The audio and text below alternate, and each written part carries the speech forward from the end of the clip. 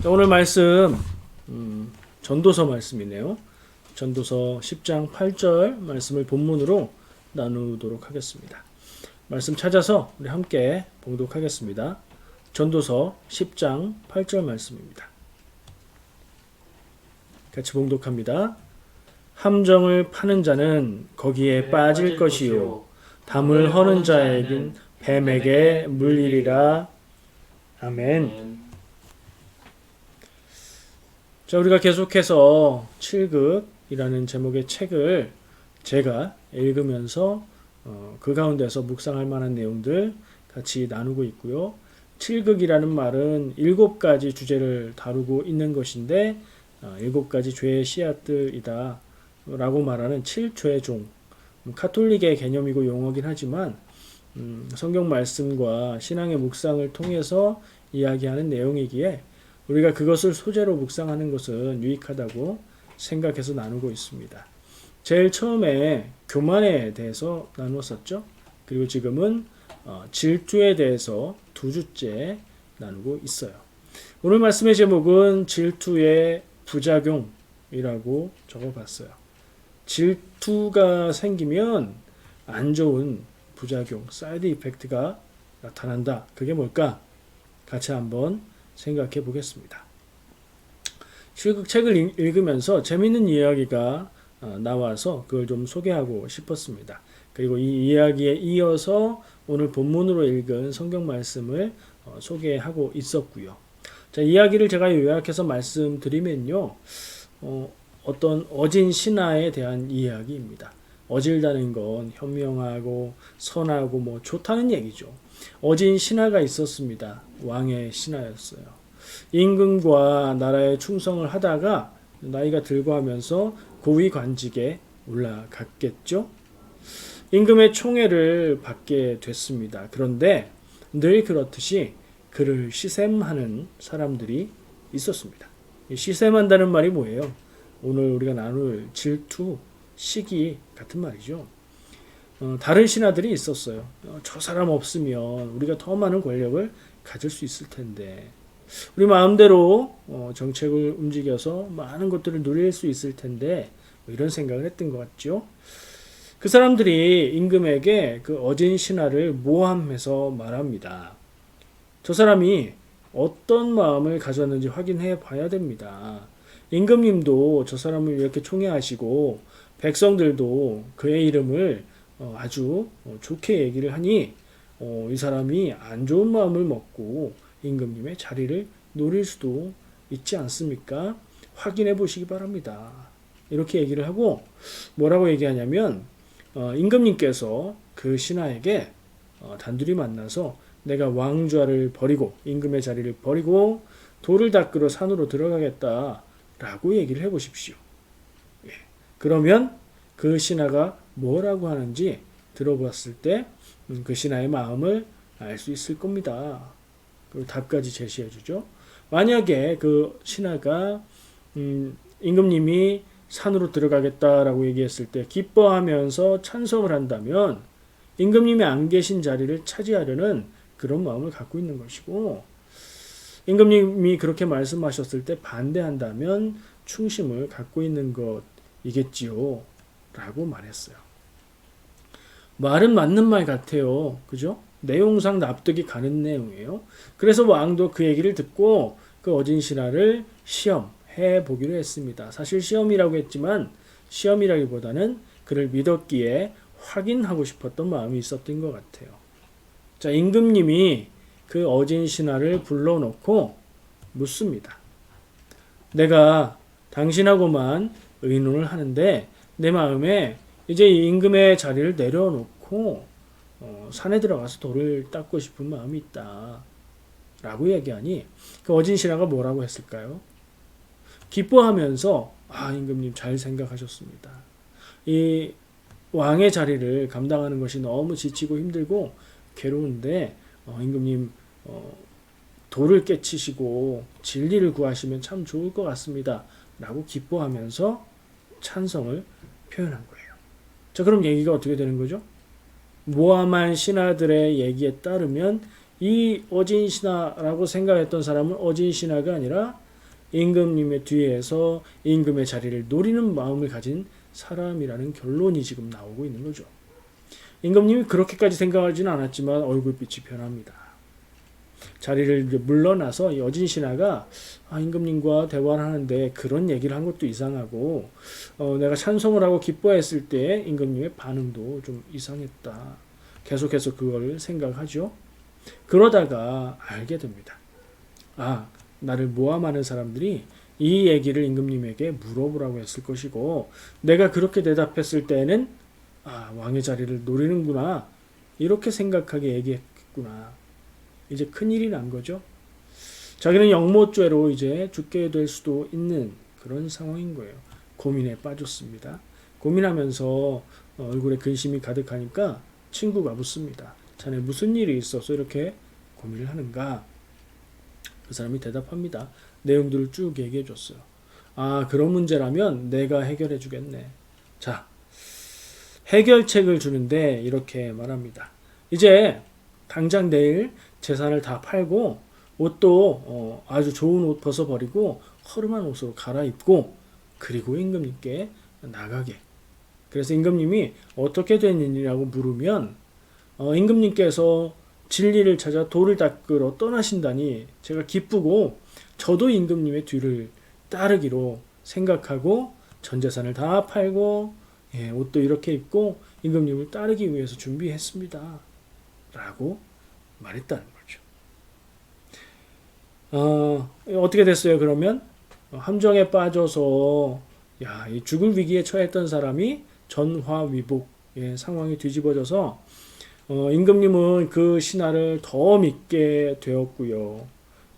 그를 그렇게 모함했던 사람들이 그를 함정에 빠뜨리려고 한 것이구나 생각하고요. 그들은 벌을 받고 그 어진 신하는 더 믿음을 얻었다라는 얘기예요. 이게 뭐 실제 있었는 얘기인지 그건 몰라요. 책에서 소개하고 있는 이야기입니다. 그러나 그냥 이야기일지라도 우리가 여기서 느낄 수 있는 게 많이 있는 것 같아요. 이 이야기를 소개하면서 오늘 본문 말씀 성경에 이르기를 하면서 소개를 합니다. 저도 이어서 한번 다시 읽어보겠습니다. 함정을 파는 자는 거기에 빠질 것이요 담을 허는 자는 뱀에게 물리리라. 자, 전도서는 전도자라고 말하는 솔로몬의 글이고요. 인생을 돌아볼 때에 인생이 참 허무하다. 모든 걸 가지고 모든 걸 이루어 봤지만 참 허무하다라고 하면서 삶에 대한 어떤 지혜들을 나누고 있는 그런 책이거든요. 그 책에서 말하기를 함정을 파는 자는 거기에 빠질 것이요 라고 말하는 거예요. 이 부분을 이 이야기하고 연결한 것이죠. 어떻게 연결이 됩니까? 간신들이 이 어진 신하를 시샘하던 그 사람들이 이 어진 신하를 해치워 버리기 위해서 모함을 했지만 결국엔 그들이 그 함정에 빠지게 되었다. 그런 얘기인 거죠. 착한 사람이 잘 되고 나쁜 사람들이 잘못되니 시원합니다. 시원한데 이 이야기가 우리에게 어떤 의미가 있을까요? 그리고 질투, 시기하는 마음과 어떤 관계가 있을까요? 저는 본문을 읽으면서 이 7극 체계에서 이렇게 연결해서 인용하고 있기에 오늘 본문 말씀으로 사용을 했습니다. 그렇게 볼 수도 있는 말씀이니까요. 그런데 본문 말씀을 선택하고 말씀을 조금 더 앞뒤로 읽어보고 공부를 해보니 약간 초점이 다르구나. 말씀 자체에 초점을 두고 보면 조금 다른 얘기일 수 있는 것인데 더 크게 해석을 해서 이렇게 연결했구나 하는 생각을 했어요. 무슨 얘기냐면요. 말씀을 한번 다시 기억해 보시면 제가 읽어볼게요. 함정을 파는 자는 거기에 빠질 것이요. 요거는 정확하게 연결이 되는 듯한 느낌이에요. 이야기하고요. 담을 허는 자는 뱀에게 물리리라. 담을 허는 사람이 뱀한테 왜 물릴까요? 담을 헐다 보면 담 속에서 살던 뱀이 문다. 이런 얘기가 될 수도 있겠죠. 이건 무슨 관계가 있나 이런 느낌이 들어요. 그런 생각을 가지고 말씀을 더 읽어봐요. 뒤에 있는 말씀, 뒤에 한 절까지 읽어보면 이렇습니다. 다시 한번 읽을게요. 함정을 파는 자는 거기에 빠질 것이요 담을 허는 자는 뱀에게 물리리라. 돌들을 떠내는 자는 그로 말미암아 상할 것이요 나무들을 쪼개는 자는 그로 말미암아 위험을 당하리라. 아멘. 전도서 말씀의 지혜의 이야기인데 인생사를 말하고 있는 내용이거든요. 읽어보면 자꾸 읽어볼수록 이런 일도 있을 수 있다. 너희도 살다 보면 이런 일을 만나게 될 것이다 하는 얘기예요. 함정을 파다 보면 실수해서 함정에 빠지는 경우도 생기고 담을 허는 사람이 그 일을 하는 전문가임에도 불구하고 가끔씩 담 속에서 나오는 뱀한테 물릴 수도 있고 돌들을 떠내는 자, 돌들 떠내는 자라는 표현이 뭔지는 잘 모르겠지만 어쨌든 돌을 떠내는 일을 하는 그 사람이 전문가인데 그 일을 하다가 다칠 수 있고 나무를 쪼개는 자, 이 사람도 뭐 나무꾼인지 제재소 일하는 사람인지는 알 수 없지만 나무 일을 하는 전문가인데 그 일 때문에 위험을 당할 거다라는 얘기. 그러니까 살다 보면 어이없는 어려움도 겪을 수 있다. 전문가임에도 불구하고 실수할 수도 있다. 마치 원숭이도 나무에서 떨어진다라는 표현하고 가까운 그런 말씀이었던 것 같아요. 원래 그 말씀의 의도는 그런 것으로 보여집니다. 그러나 오늘 이 7극의 내용을 볼 때에 모함하는 사람들이 도리어 그 모함에 빠지게 된다. 우리 속담에 자기 꾀에 빠진다. 그런 표현하고 같은 그런 내용을 이야기하고 있는 거예요. 이거 타당한 이야기인가요? 남을 괴롭히고 남에게 해를 끼치려고 하는 사람들이 결국에는 자기가 해를 입게 된다? 이런 일이 맞나요? 우리가 살면서 자주 볼 수 있는 것인가요? 이런 생각을 해볼 수 있어요. 그런 일들은 분명히 있습니다. 그리고 생각하기에 따라서는 늘 항상 그렇게 된다라고 볼 수도 있습니다. 자, 오늘은 질투의 부작용을 생각해 볼게요. 앞에 이야기를 길게 했으니까 뒤의 내용은 간략하게 한번 말해 보겠습니다. 지난번에 얘기했죠. 질투라는 용어가 남녀 사이에 쓰는 그 애정관계에 들어가는 질투하고는 조금 다른 얘기다. 남이 잘 되는 걸 싫어하고 남이 안 되면 좋아하는 시기하는 마음이다. 그런 얘기 했었죠. 그런 시기 질투의 마음을 가지고 살면 어떤 일이 생길까? 오늘 시작하는 이야기에서 전하고 있는 메시지는 그런 시기 질투의 마음을 가지고 사는 사람이 함정에 빠지게 된다. 그 함정은 내가 시기한 사람을 공경에 빠뜨리기 위해서 내가 만든 함정인데 오히려 그 함정 때문에 내가 해를 입는다. 그런 얘기인 거죠. 시기 질투에 붙잡혀 살면 제 생각엔요. 시기 질투의 마음이 사로잡혀서 살면 그것 자체가 함정에 빠진 것이라는 생각을 합니다. 인생을 허비하게 되는 함정이죠. 마귀가 파놓은 함정입니다. 여러분 평생 살면서 시기 질투의 마음이 잔잔하게 사소하게 일어날 수는 있지만 거기에 매여서 거기에 빠져서 마귀의 함정에 빠지는 일은 없기를 축복합니다. 자, 이런 생각을 하면서 여기에서 질투의 부작용을 발견합니다. 두 가지인데요. 첫 번째, 질투를 오남용하면 생기는 부작용. 첫 번째, 남을 망치려고 노력한다. 무슨 얘기예요? 인생의 의미를 남을 해치고 남을 망치고 남을 괴롭히는 데 초점을 두고 사는 인생이 되어버린다. 야, 이거 참 가치 있는 인생이에요? 내가 무엇을 이루고 내가 선한 것을 이루고 하나님의 뜻을 이루고 사람들을 유익하게 하기 위해서 사는 인생, 선한 인생이죠. 남을 해치기 위해서, 남을 괴롭히기 위해서, 남을 미워하면서 사는 인생을 낭비하는, 허비하는 인생 아닌가요? 내가 가져야 될 것을 저 사람이 가졌다. 이런 생각이 시기하는 사람들의 가장 대표적인 생각이에요. 내가 갖기 원하는 걸 갖지 못했고 저 사람은 내가 갖기 원하는 걸 가졌다. 내가 얻기 원하는 걸 내가 못 가진 것은 내 인생의 문제죠. 저 사람이, 다른 사람이 그걸 가진 것은 그 사람의 또 다른 문제인데 이걸 연결해서 내가 가져야 될 것, 저것은 내 것인데 내 몫인데 저 사람이 가졌다. 그래서 어떻게 돼요? 저 사람이 내 것을 빼앗아 갔다. 이렇게 생각합니다. 이걸 뭐라고 해요? 과대망상이죠. 피해망상이죠. 그렇죠? 저 사람은 나에게 해를 끼치거나 악의를 가진 일이 전혀 없는데 내가 갖기 원하는 걸 나는 못 갖고 저 사람이 갖고 있다고 해서 저 사람을 미워하고 저 사람이 내 것을 빼앗았다고 생각하고 그 사람이 가진 것은 내 것이니 내가 빼앗아 와야 된다고 생각하는 거예요. 질투는 사람을 그렇게 만듭니다. 들어보면 정상 아닌 것 같죠? 근데 여러분들도 가끔씩 어느샌가 질투에 사로잡혀서 이런 비슷한 생각을 하고 있는 자신을 발견하게 될 겁니다. 사람의 마음이 다 거기거든요. 질투의 부작용, 남을 망치려고 노력하는 인생이 되어버린다. 생각이, 정신이, 마음이 정상이 아니게 됩니다. 아픈 사람이 되어버리는 거예요. 하나님이 가치 있게 살라고 주신 인생을 이렇게 아파서, 괴로워서 그렇게 살다가 그냥 끝내버릴 수 있나요? 안 됩니다. 인생을 남을 미워하고 남을 해칠 생각에 골몰하는 의미 없는 것에 허비하는 인생 절대로 살지 마시기를 바랍니다. 이건요, 현실적으로도 나만 손해보는 일입니다. 누군가를 미워한다고 해서 내 마음이 썩어 문드러질 뿐이지 그 사람에게 뭐가 가는 게 없어요. 누군가를 미워하는 마음을 마음에 품고 살면 마음에 독이 돼서 마음이 병들 뿐이지 그건 나에게만 있는 해입니다. 남을 미워하는 것은 독입니다. 그거 없애야 됩니다. 그래서 용서해야 되는 거예요. 자, 두 번째 부작용입니다. 결국엔 자신이 망한다.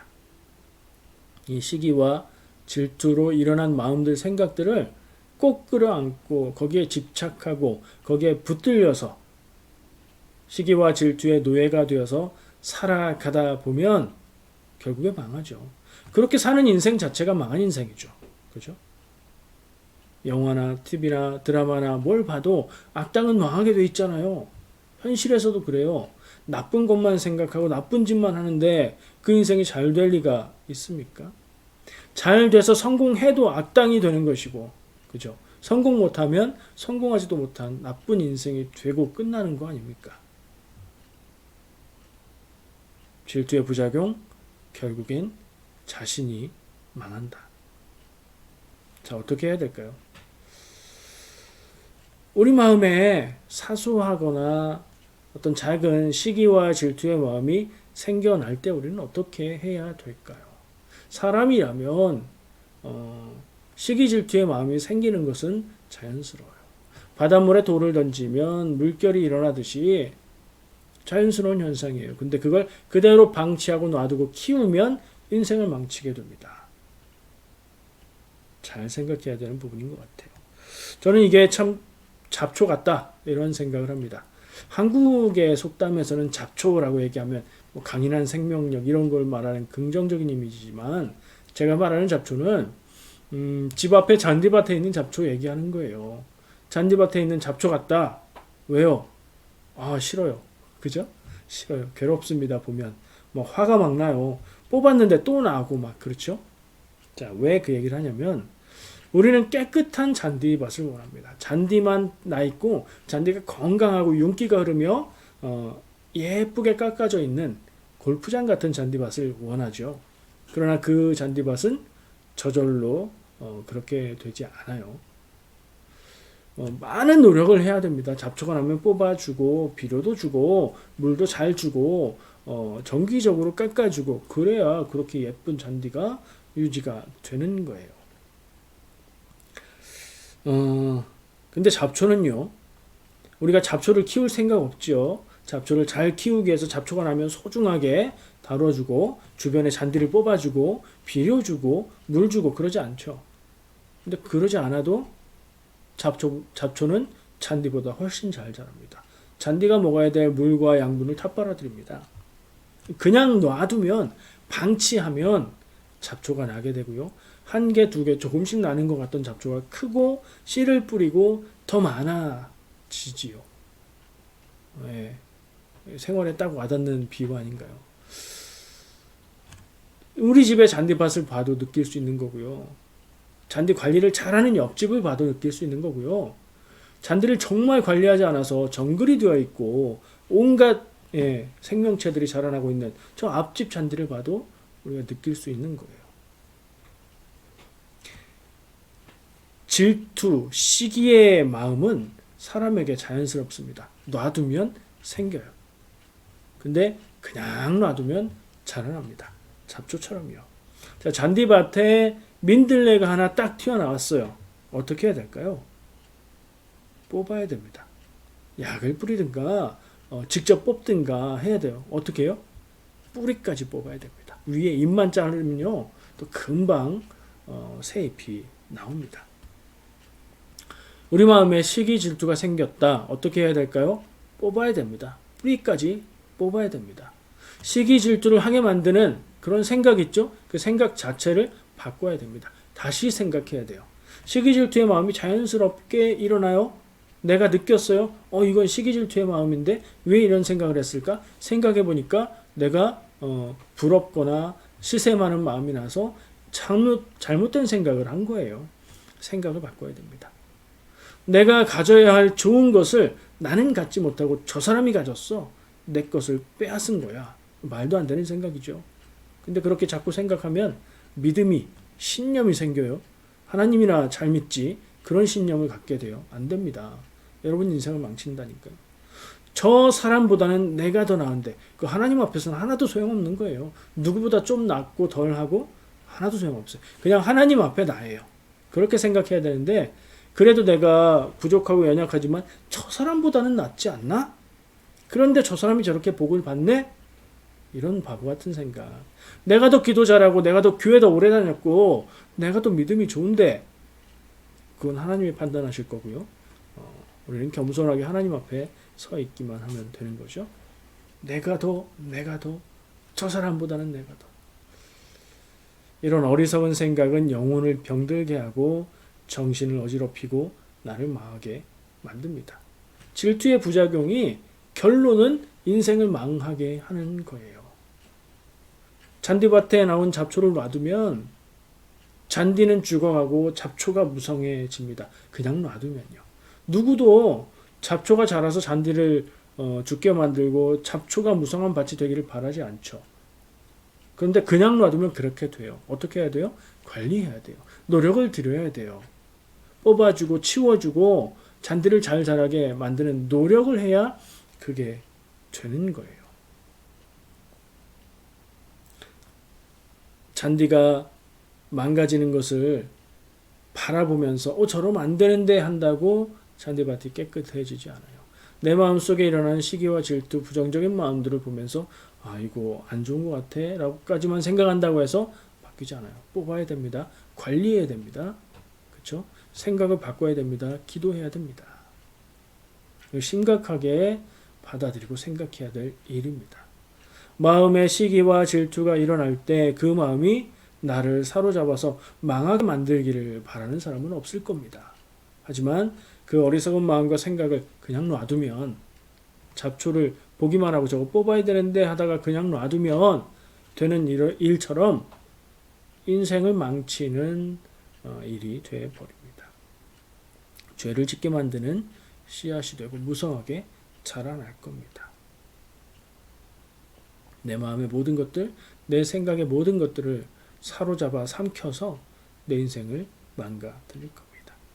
신앙생활하고 기도할 때 우리는 마음을 잘 다스리고 관리해야 합니다. 내 마음을 어리석은 생각과 마음이 점령하도록 방치하지 마시기 바랍니다.